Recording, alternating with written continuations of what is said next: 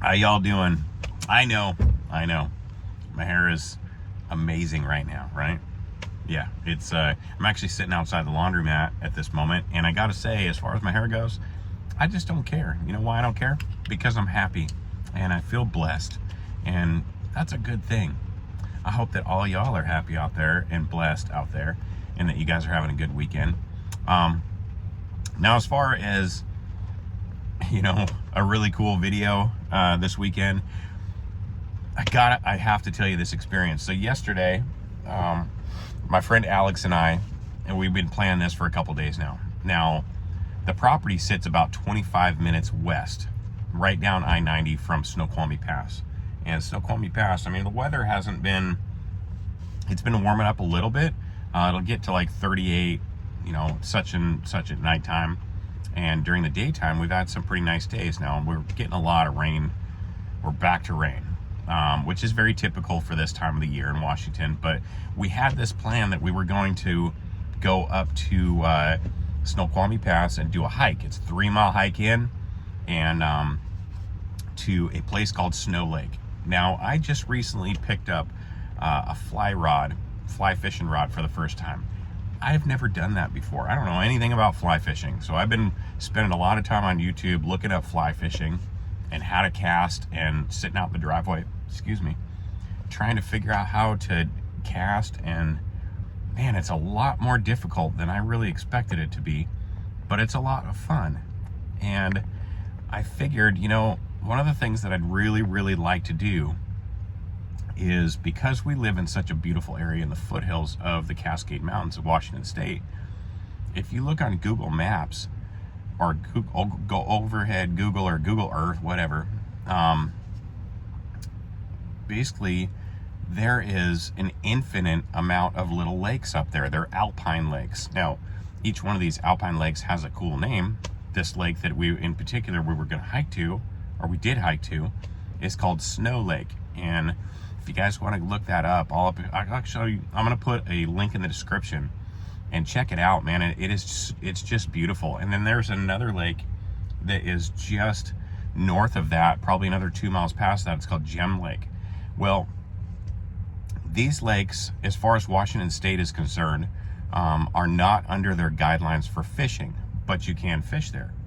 Now, as far as any recorded fish, or what kind of fish are up there, there is no record. Outside of Gem Lake, there is one record of one person that actually caught a brown trout up in Gem Lake.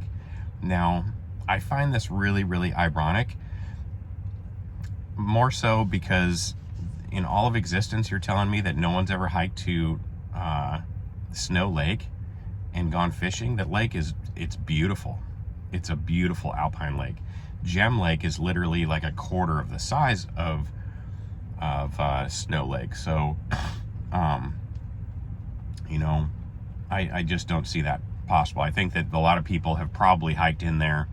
There's a lot of hikers in the summer that go up there, a lot of tourism, what have you, and I really tried to stay away from that, which was the whole plan of making it up to this lake yesterday so that I could go fishing.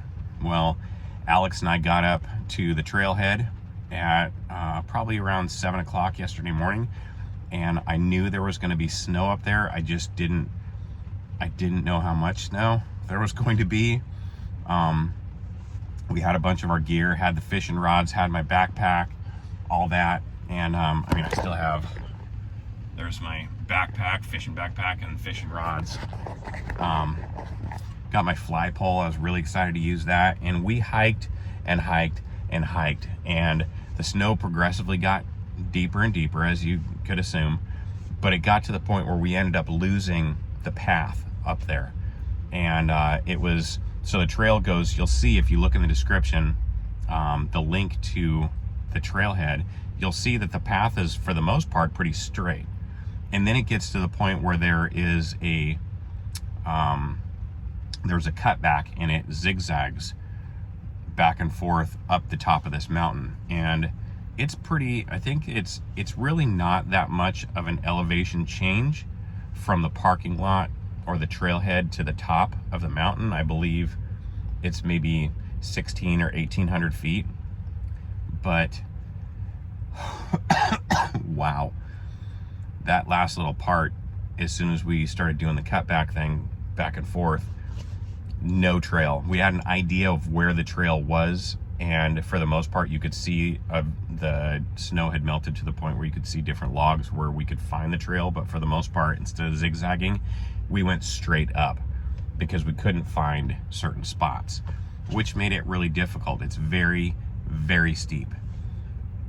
Got all the way up to the top, and I have to mention, I was looking for a day that it was, I don't mind if it sprinkles, but I was just not wanting to hike up there if it was just gonna be pouring rain down on us the whole time. So it said that it was actually gonna be pretty nice, and for the most part it sprinkled. It came down hard a few times, but nothing that would deter us from stopping or make us stop and turn around.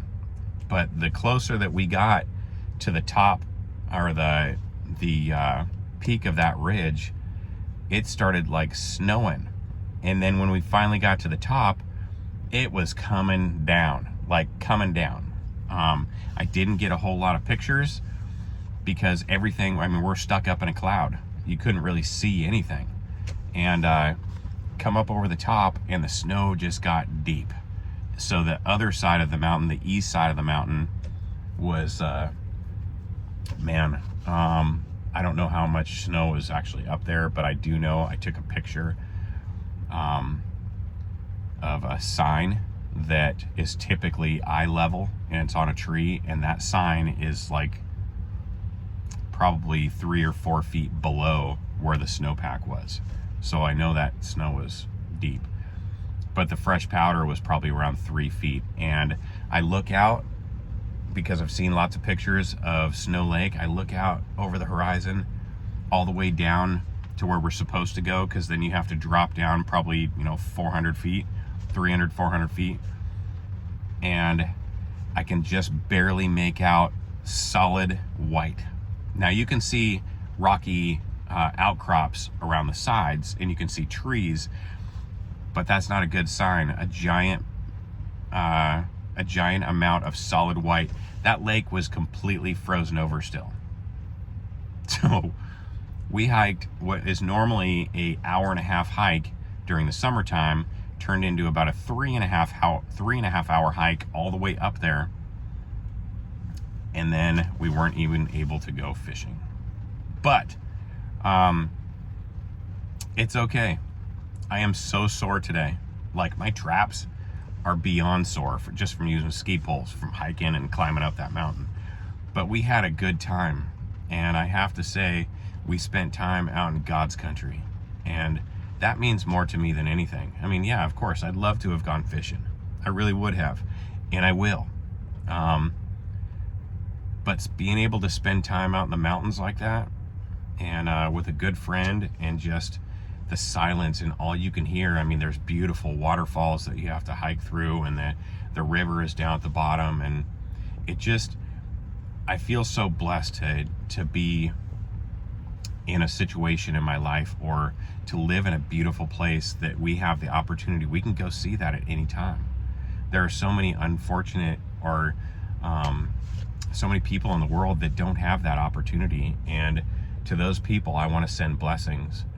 I want to send so many blessings and so much hope, and I have to recognize and take into consideration that I am one of the fortunate ones to be able to do this.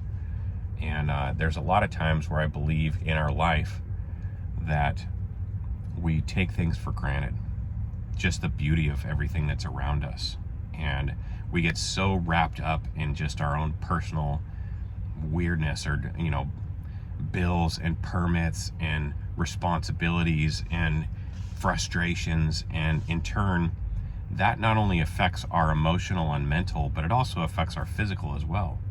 A lot of the stresses that we take on, we don't really recognize that it's detrimental to our health, which I've been going through a lot the last couple months. So I did feel that I needed to get out into the mountains like that. But I unfortunately didn't make a video of that, just because it was so difficult. It's really hard to hold the phone and do all that kind of hiking, the kind of hiking we were doing. I was holding ski poles and trying to not sink into the snow. But I am going to video at some point in time that hike and go fishing up there. My intent this summer is to fish as many alpine lakes as I can possibly fish, and hopefully become a master fly fish angler. That won't happen, but I'm gonna have a good time. I'm gonna have a good time trying. Anyway, I hope that y'all are doing amazing out there. I really do. I've got nothing but love and blessings for each and every one of you and all of your families out there. And I thank you for coming on this journey with us.